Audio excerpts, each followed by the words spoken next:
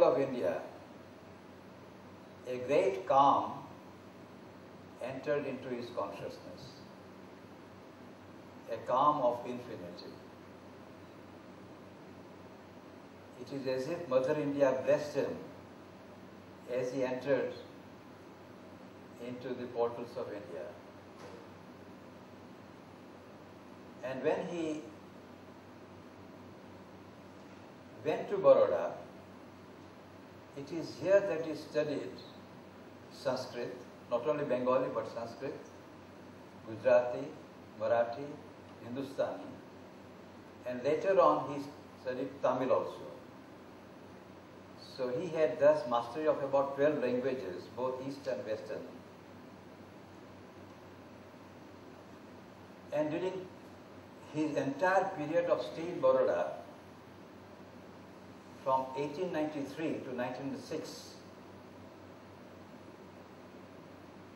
he had of course read something about the Veda, but he himself believed, under the influence of the then Western thinking, that Veda has only a historical importance because it's a document of Indian history. He also shared the ideas of the Western thinkers that Veda is an antique document. It has collection of poems recited by barbarians in the primitive age, and maybe that it has something to do with the development of the Upanishads. And he thought Upanishads are the real starting point of the history of Indian thought.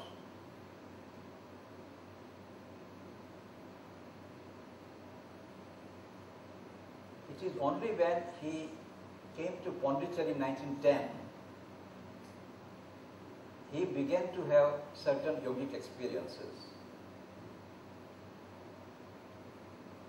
Particularly the experiences of Saraswati and Ila. These are the two important goddesses in the Vedic rigs. And his experiences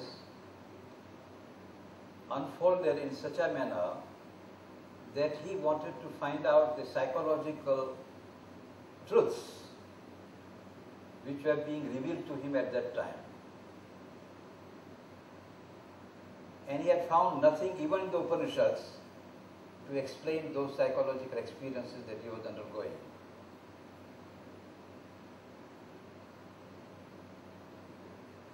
It is then that he turned to the Veda,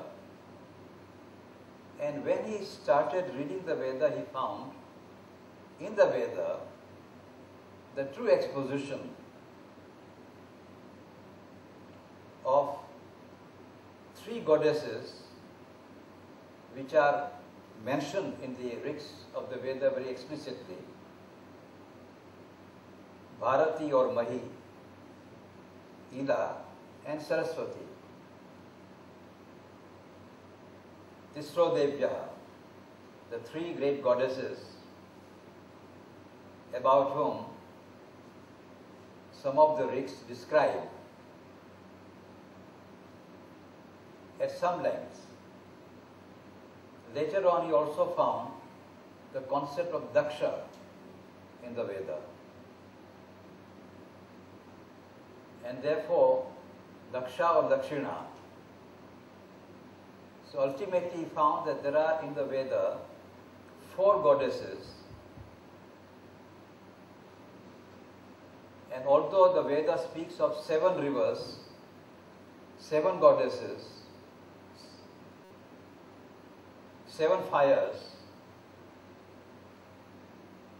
he could identify these 4: Bharati or Mahi, Ila, Saraswati, Dakshina. Now, what is the meaning of these 4 goddesses he began to realize, as he transcended certain levels of consciousness which were far above the human mind. We must remember that at this time, Sri Aurobindo himself had three major experiences before he came to Pondicherry in 1910. Now, this is very necessary to understand how Sri Aurobindo entered into the Veda. Sri Aurobindo had begun the practice of yoga in 1901. And he himself has said he had been practicing pranayama for hours and hours, but he had no spiritual experience as a result of pranayama. The only experiences he had was that of increase of health and the flow of poetry. Sri Aurobindo is known as a great yogin, great philosopher, great exegete. But that he was a supreme poet is not sufficiently known. But as Sri Aurobindo says, his speciality is poetry. Philosophy, he says, I am not a philosopher at all. But poetry is his basic work actually. In fact, even in the Baroda period, some of his great poems refer to themes of Nala and Damayanti, to Urvashi, to Chitrangada, and many other themes connected with Indian culture. He had translated, for example, Malavikagni Mitram of Kalidasa directly from Sanskrit into English in the poetical form. He had also translated Vikramoroshiyam of Kalidasa into English, again in poetical form. So his main work was poetry. And at that time, because of pranayama, he had a great flow of poetry. In 1906, he had felt that he was making no progress in the field of yoga.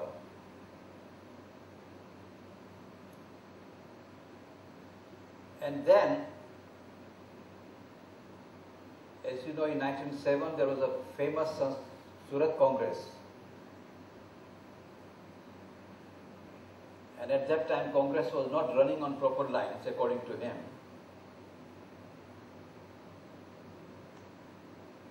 And he wanted a very bold program for India. And moderates were not in favor of that bold program. Sri Aurobindo wanted to demand complete independence of India, whereas moderates wanted some kind of concessions, like Indians going to ICS examination without going to England, some constitutional reforms by which some Indians can be presented in the parliament. And Sri Aurobindo had found that these are very lame propositions, and India must be free completely from British rule. So it was he who was responsible for what is called the wrecking of the Congress of Surat at that time.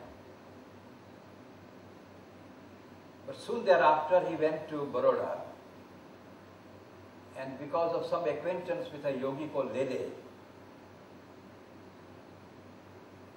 to whom he said that he had no yogic experience. So he said to him, you sit in meditation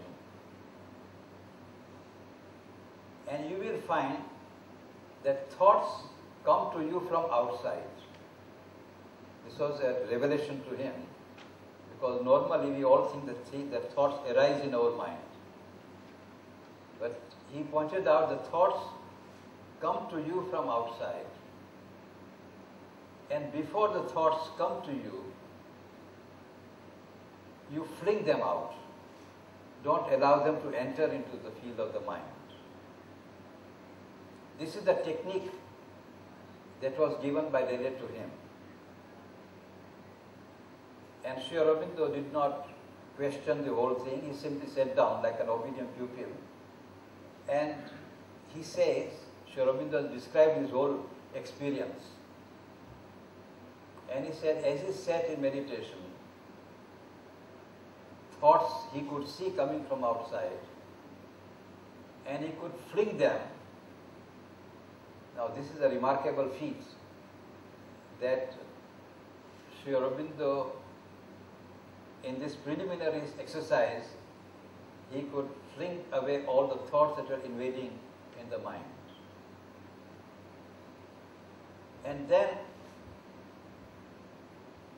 as he went on flinging away the thoughts,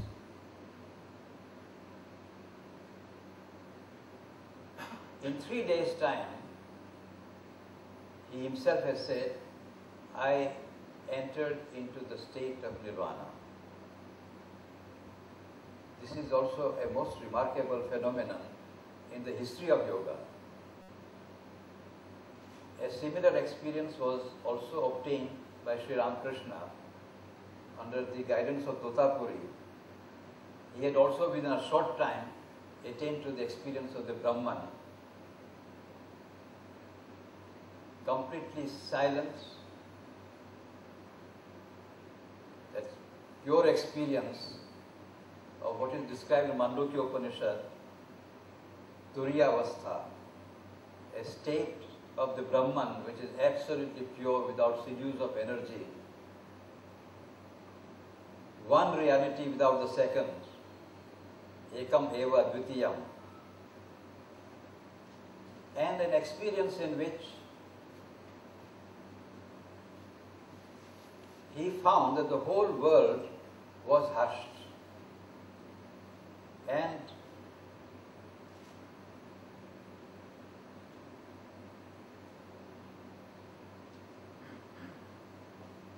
in that state of experience, he continued to live on and on and on and on.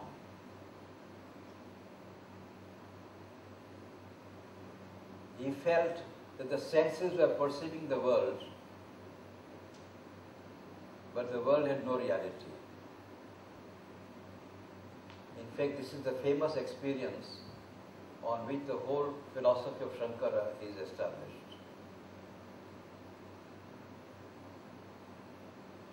We must remember that Shankara's philosophy, although rationalistic, and by rational basis it establishes the thesis of one reality without the second. His ultimate argument is Shruti, and the appeal to the experience of the Brahman described in the Upanishads. It is that experience which Sri Aurobindo says he acquired in 3 days' time. This was in 1907.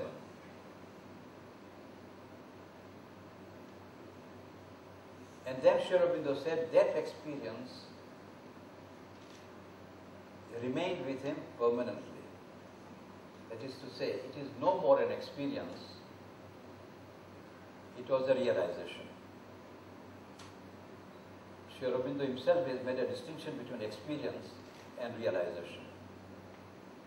In a state of experience, a supernormal reality is felt, glimpsed, touched, lived in for a short time.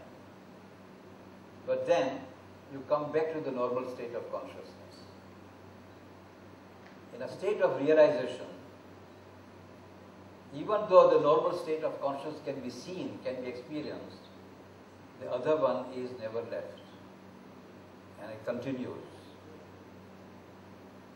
Now this is the realization that he had achieved in 1907, 3 years before he went to Pondicherry. Thereafter, he was asked to, from Baroda, he was asked to go to Bombay to give a speech.